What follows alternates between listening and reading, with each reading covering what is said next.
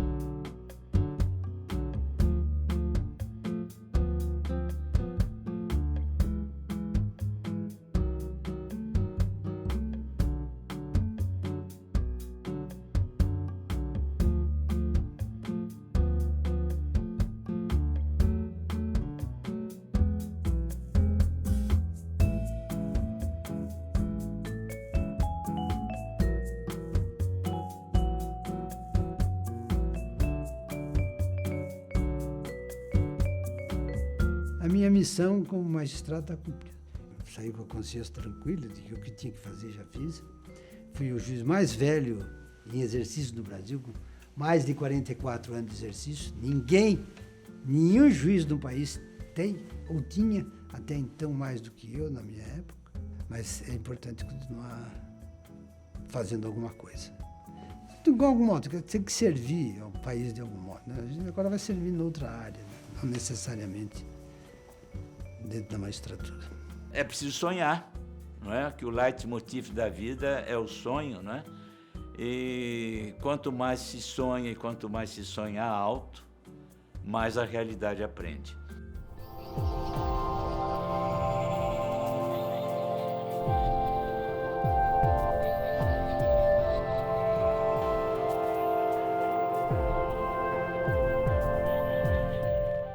Nasci em Bragança Paulista. Não lembro quase nada da cidade, porque eu saí de lá muito pequeno, fui para uma outra cidade ali perto, chamada Bom Jesus dos Perdões. Meus pais ficaram em Bragança, eu fiquei morando em Bom Jesus dos Perdões com os meus avós maternos, que já eram de idade. Minha avó acabou falecendo e aí nós tivemos que nos mudar todos para São Paulo. Depois me mudei para Santos, fui morar com uns tios. Ali eu fiz, naquela época era admissão ao ginásio e aí fui para o seminário em São Vicente. Eu achei muito bom o seminário, embora reconhecesse que, depois de 4 anos, que realmente eu não tinha nada a ver com a vida de padre, mas reconheço que ela foi muito importante na formação, não apenas na minha formação intelectual, mas particularmente na formação da personalidade, de princípios.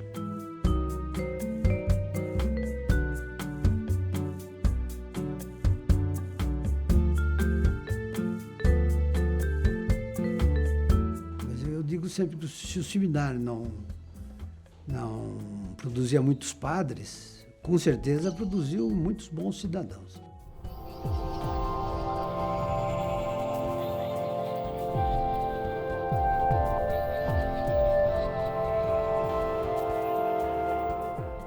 Eu queria fazer vestibular para línguas clássicas.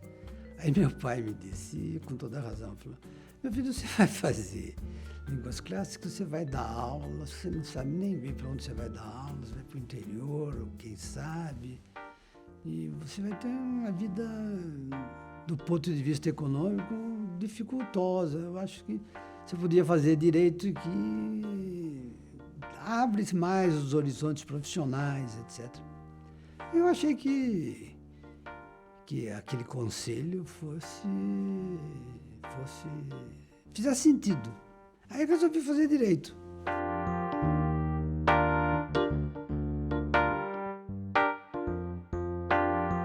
Mas desde o começo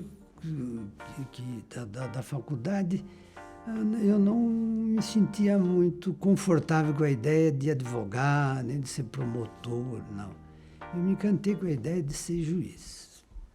O ministro Peluso é um magistrado desde a sua tenridade. Parece que ele nasceu magistrado, né? Ele vem de uma tradição grande do Tribunal de Justiça, foi juiz de primeiro grau, de segundo grau no São Paulo, um juiz extremamente importante no Tribunal de Justiça de São Paulo. Andei rodando por lá em várias varas, etc, etc, até que fui promovido para a 7ª Vara de Família e Sucessões. Mas aí eu fui me interessando tanto pelo trabalho com os conflitos familiares, que ele foi me interessando tanto, e eu fui aprendendo a ouvir as pessoas, tentar entender as angústias, as dificuldades, o sofrimento das pessoas. E comecei a perceber que o juiz de família, que se dispõe a ser juiz de família, ele é uma espécie de psicanalista, de padre, de pai. É uma mistura, assim, porque as pessoas vão lá também para falar, para desabafar, para serem ouvidas e tal. E a gente vai aprendendo no escuta, e aquilo eu fui aprendendo, né? Muito embora ele seja um civilista de primeira qualidade, ele foi se consolidando como um juiz muito liberal e com decisões muito liberais no campo penal.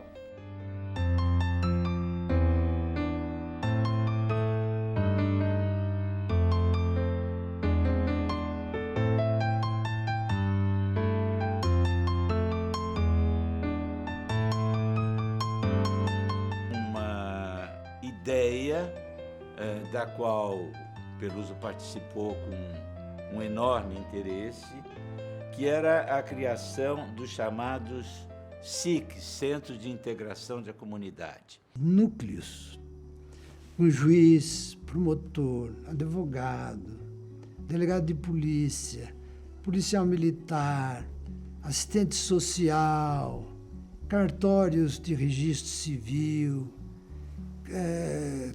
cartório de identificação civil, enfim, aqueles serviços essenciais do Estado. Tínhamos a ideia de levar a justiça onde o povo está e não fazer com que o povo viesse até a justiça, porque o caminho do povo até a justiça era um caminho extremamente difícil e longo. As pessoas chegavam em casa à tarde da noite, teriam que se deslocar para varas distritais, as mais próximas eram distantes dessa periferia. O povo completamente abandonado, sem conhecimento dos seus direitos e sem possibilidade de ter acesso ao judiciário. E nós tivemos experiências notáveis, porque a população se aproximava, a população passava a conhecer quem era o juiz, passava a saber quem era o delegado, quem era o promotor, quem era o advogado. Os casos muitas vezes eram resolvidos sem necessidade de recorrer a processo.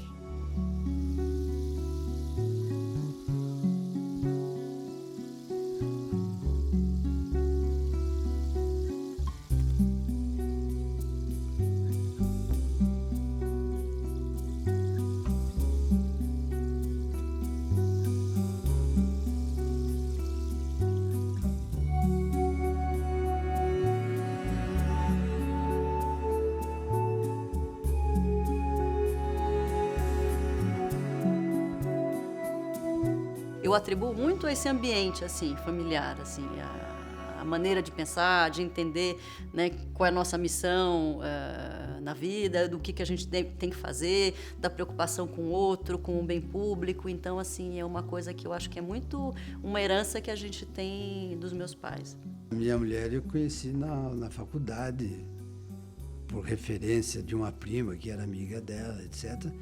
No fim, nós acabamos nos encontrando na faculdade. Ela era um ano mais nova do que eu, né? Ela foi minha caloura, então. E a gente namorou, e nós casamos, estávamos na faculdade os dois. A mais velha nasceu quando ela estava no 5º ano. Foi uma escadinha, né? Então, foi a primeira, um ano e pouquinho depois já veio a segunda, menos de 2 anos depois o terceiro e um ano e pouquinho depois a 4ª filha, né? Meus pais, assim, sempre foram muito desprendidos, então a gente teve uma infância, assim, muito saudável. Me lembro muito dele trabalhando, assim, as questões do dia a dia ficavam mais por conta da minha mãe, que o protegia, de certa forma, porque ele trabalhava muito. Apesar dele ter todo esse envolvimento com o trabalho, né? Ninguém chega ao Supremo sem estar muito envolvido com o trabalho, né? Ele também sempre foi muito dedicado para a família. O escritório dele tinha aquela estrutura toda que o juiz precisa, com livros, com máquina de escrever, mas ele não deixava de participar da nossa vida, um pouco que podia, assistindo às nossas brincadeiras pela janela, e ele participava, e ele gritava, dava palpite, etc. e tal. Então ele estava, de alguma forma, tentando se fazer presente, apesar do excesso de volume de trabalho que ele tinha, né? Eu me lembro que uma certa data havia muito volume de papel, que eram os embrulhos que vinham os processos. E ele ia amontoando todo esse volume de papel na porta do meu quarto. Um belo dia, acho que eu fiquei irritado com isso e simplesmente juntei todos os papéis e toquei fogo. Toquei fogo nos papéis, dentro do escritório. Talvez Freud explique isso. Ele tocou fogo lá, ele estava mexendo com fósforo, não sei o que, tocou fogo. Depois ele ficou assustado com o fogo, se escondeu. E o engraçado é que hoje, exercendo exatamente a mesma carreira que ele exerce, hoje a gente entende o amor que ele tem e tinha pela carreira de juiz, né? A importância que isso foi na vida dele, na vida dele, e que o transformou quem ele é, enfim. Se talvez ele não tivesse trabalhado, se esforçado, se sacrificado tanto, talvez ele não teria sido a pessoa que ele se tornou hoje.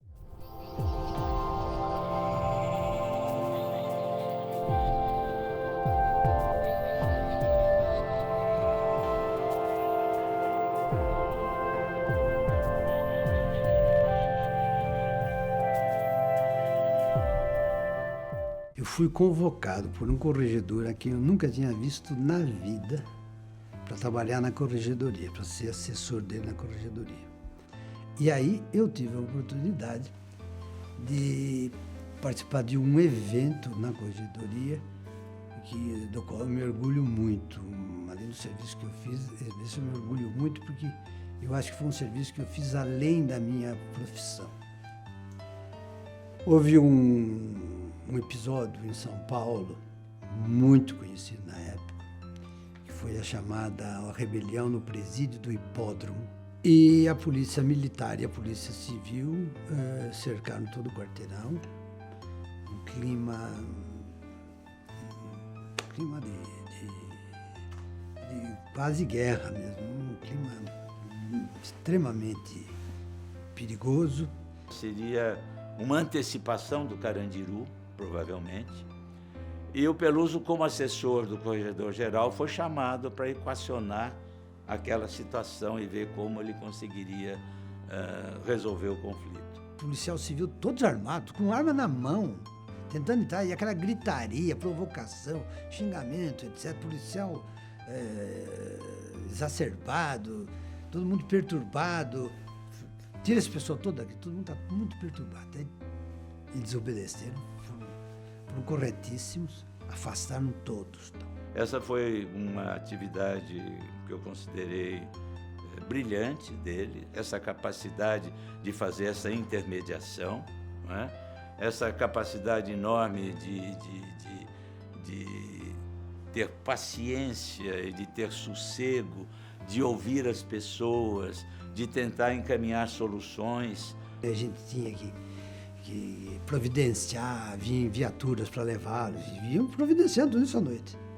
Então tirava um grupo, levava para outros presídios, tirava daqui, punha para lá, e mexia com isso, mexia com aquilo, enfim.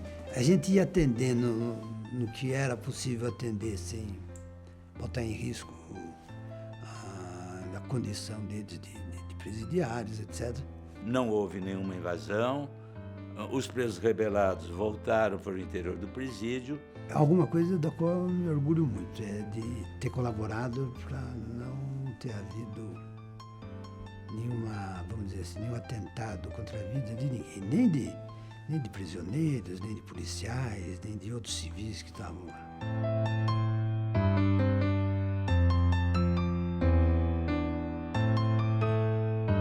Posteriormente, surgiu a ideia, que era uma ideia, vamos dizer assim, comum, seja em relação aos seus próprios colegas, seja em relação a professores de faculdades, seja em relação a procuradores de justiça, seja em relação a advogados, a ideia de que ele fosse para o Supremo Tribunal Federal. Quando fui nomeado, me senti honrosamente surpreendido e fiquei muito lisonjeado com a nomeação, né?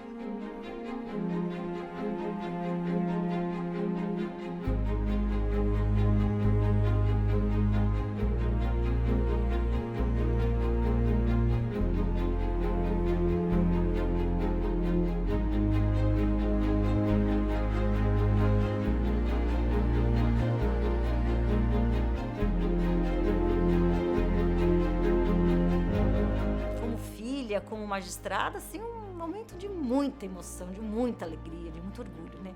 E eu era juíza em Jacareí, eu era juíza substituta. Então eu estava em Jacareí e assim, nossa, todos os colegas vieram me saudar e receber ligação e mensagem no celular, aquela coisa assim, todo mundo dava parabéns, seu pai merece, nós somos fãs dele. Era algo que para mim parecia absolutamente normal dentro da carreira dele, mais uma conquista, mais um espaço e agora o ápice da carreira.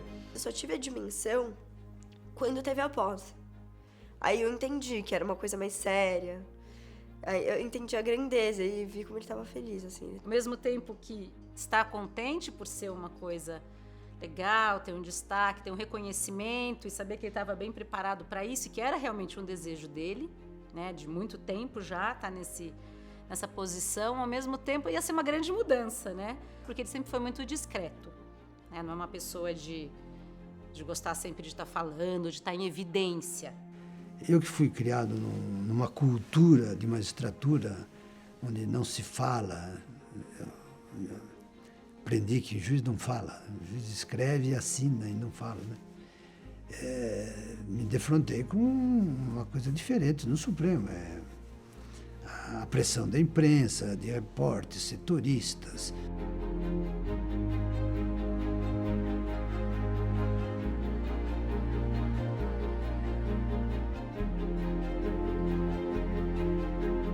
Ele chega ao Supremo Tribunal Federal no momento onde os juristas privatistas não estavam mais no Supremo. O Supremo já estava conformado por uma maioria de ministros que entendem, tiveram uma formação em direito público. Então ele teve um papel muito importante. Por exemplo, o julgamento da constitucionalidade do CNJ. Né? O voto padrão, o voto guia, foi o voto que ele deu pela constitucionalidade do CNJ. Outros votos importantíssimos, como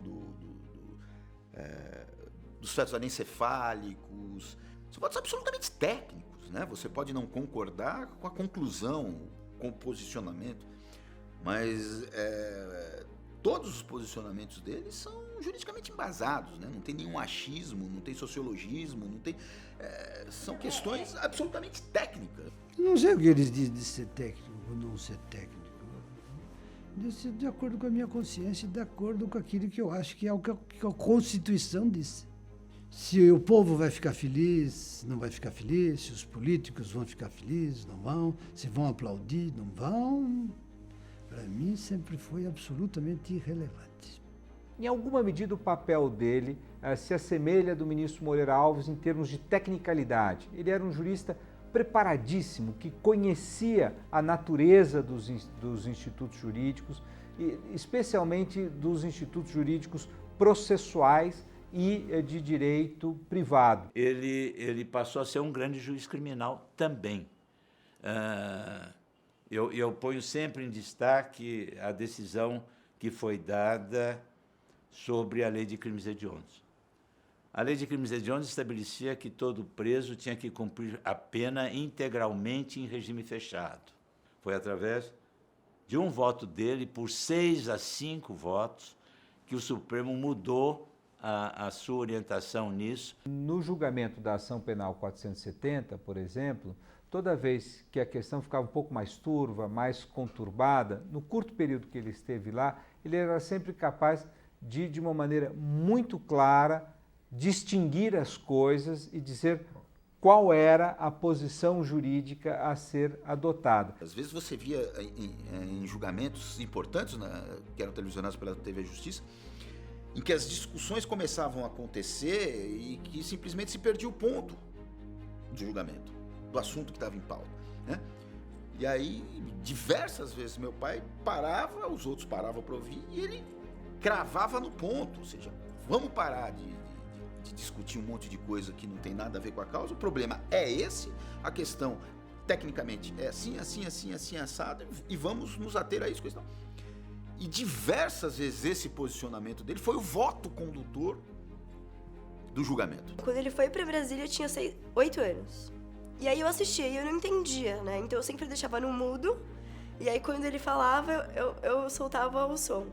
E aí acho que quando eu fui crescendo, que eu fui vendo a proporção do que...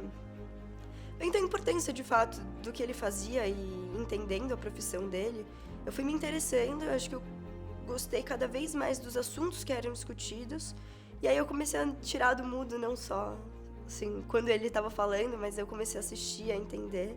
Ela recortava os jornais, ele aparecia, ela guardava, fazia uma pasta com todas as reportagens sobre ele. Às vezes ela me ligava, né? E eu sou jornalista, mas muitas vezes ela era informada das coisas muito antes que eu, porque ela me ligava, que ela ficava de olho na TV Justiça. A Manuela é a neta mais velha, está com 18 anos. Os outros são todos pequenos, né? De 12 anos para baixo, tá? A Manuela foi a primeira e tal. Sou apaixonado pelos meus netos todos.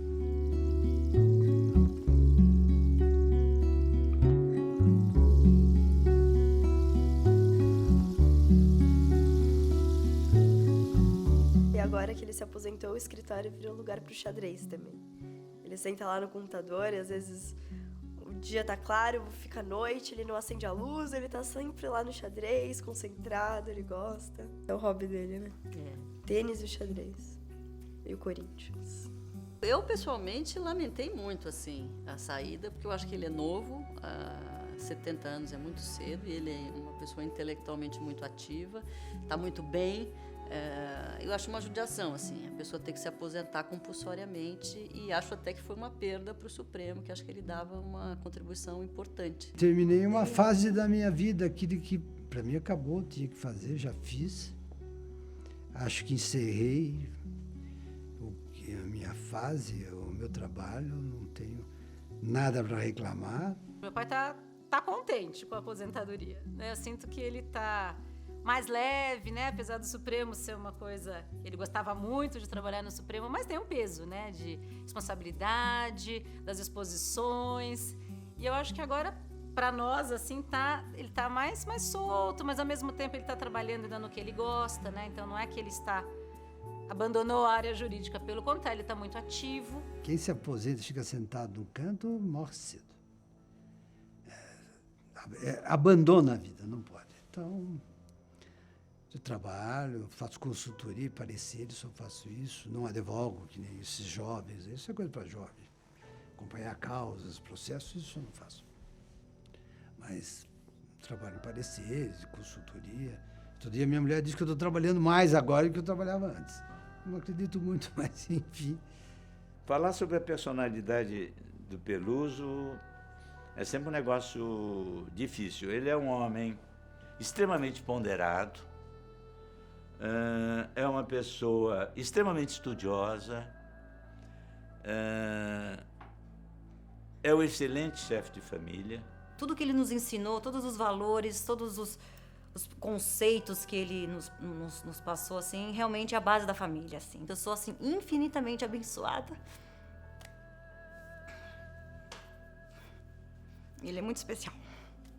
Muito preparado, muito ético, muito coerente com as suas posições, não tem medo de falar o que pensa. Então isso realmente é não só orgulho, mas é um exemplo, né? Ter deixado esse legado tão importante, que foi a sua passagem pelo Supremo, a coragem de tomar algumas atitudes jurídicas relevantes e a coragem de transmitir isso aos que ficaram, para que isso ficasse para sempre, não é? E espero que fique para sempre.